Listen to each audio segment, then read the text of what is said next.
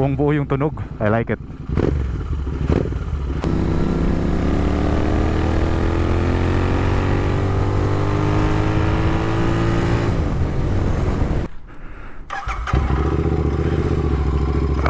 Cold start mga buddy.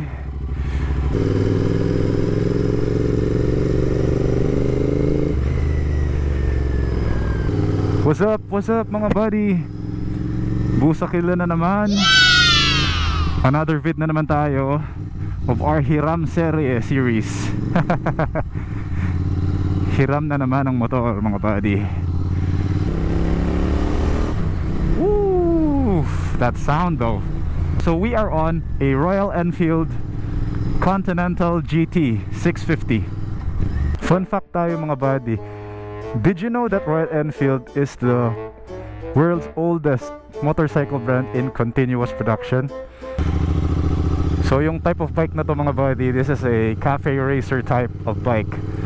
Sa kita nyo naman sa styling nya, classic na classic talaga.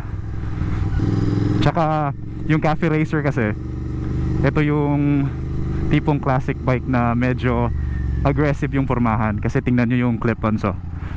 Parang ano talaga, yuko ka talaga. This is powered kasi by an air-cooled 650 parallel twin engine with a 270 degree crank. So if napapansin nyo yung tunog nya, medyo kagaya ng MT-07. So ayan yung tunog nya, if naririnig nyo. Ako trip ko yung tunog ha, personally. Let's give it a rev. Buong buo yung tunog. I like it.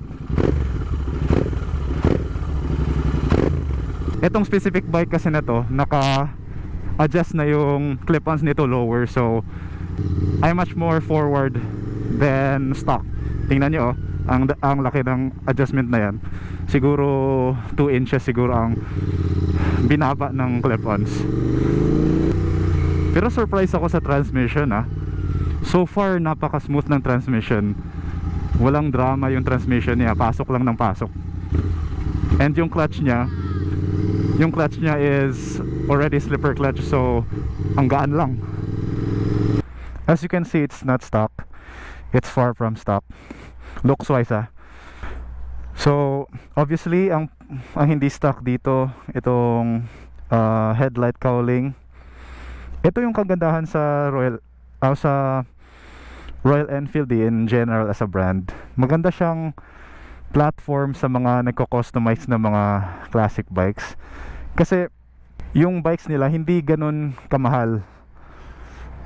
Unlike sa ibang competitor nila na like Triumph, talagang mas madugo yung pricing nun compared to this.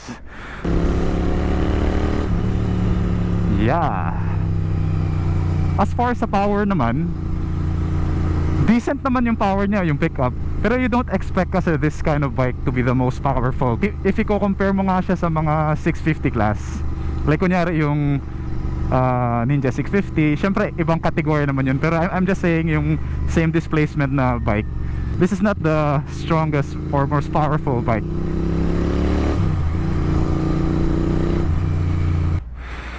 This is a 648cc parallel twin air-cooled. Kasi walang radiator mga buddy oh, if napansin nyo. Alam ko ito oil to eh. Oil ang nag-iikot-ikot dyan. So air-cooled siya. So if nakikita nyo yung bike, napaka-basic niya, di ba?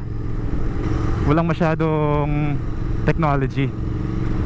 Kasi nga yung bike na to, it was made to feel like a vintage bike. Alam mo, pag first glance mo talaga nito, parang ano talaga no, talagang old school talaga siya na bike. Which is, yun naman kasi talaga yung point ng brand na to eh.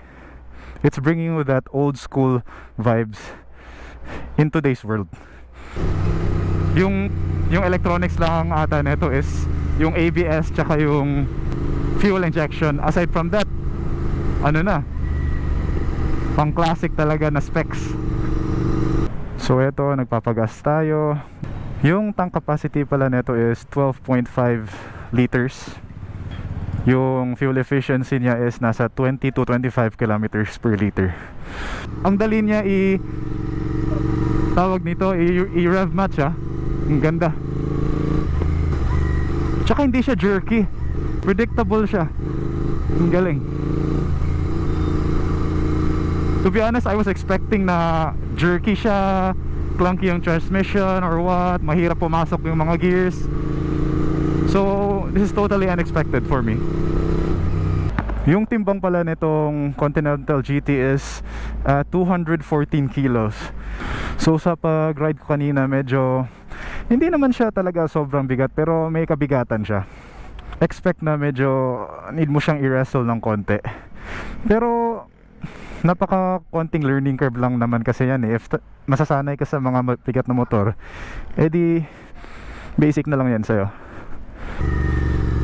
Though as far as yung ergonomics niya is concerned, medyo personally hindi ko siya type. Ito na nga, sumasakit na lang yung likod ko. Pero I don't know lang if kung stock configuration yung clip-ons nito, if ganito din baka uncomfortable. Ito yung shocks niya, it's just standard shocks. And then sa rear, it's a classic dual shocks. Ganito kasi talaga pormahan ng mga classic eh, hindi yung monoshock. Yung brakes naman niya is okay. Not the best brakes in the world, but pwede na.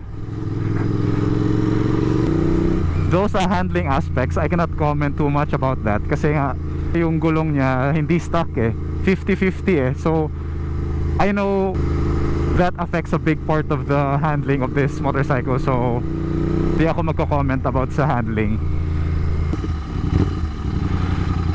Okay, Villar City na tayo mga buddy.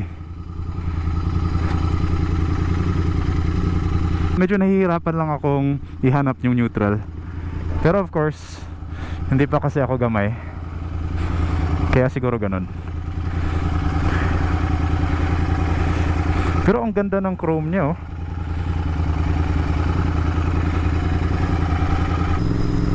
So ayun, ano bang conclusion ko sa bike na to? First off, napaka-pogi niya if you're into classic bikes. Tsaka ako dati ayaw ko talaga sa mga classic bikes eh, kasi gusto ko modern. Gusto ko yung mga latest technology, latest styling. Pero itong mga classic look, it's slowly growing on me. Ito kasi yung mga tipong styling na hindi talaga ma-out of fashion. For sure, this is not the fastest bike in the world. Hindi ito yung pinaka high performing bike. Pero if you want a bike with the classic look, with a good reliability, and yung brand niya is recognized talaga with a history, you cannot go wrong with this bike. I would go as far as to say na ito yung pinaka value for money na cafe racer styled bike in the market right now. So Busakila gives this bike a thumbs up. I hope you learned something. I hope hindi kayo nainis sa akin. And please like, subscribe, comment down below, turn on the notification bell para ma-notify kayo sa mga bago nating videos. Ride safe mga buddy, peace out. Big thanks to our sponsor for this video, Luigi's Pizza.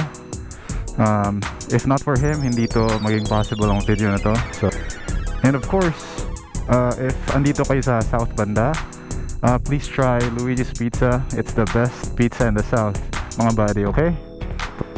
Pwede rin kayo mag-order sa Grab kasi nasa Grab na sila. Okay, so that is all.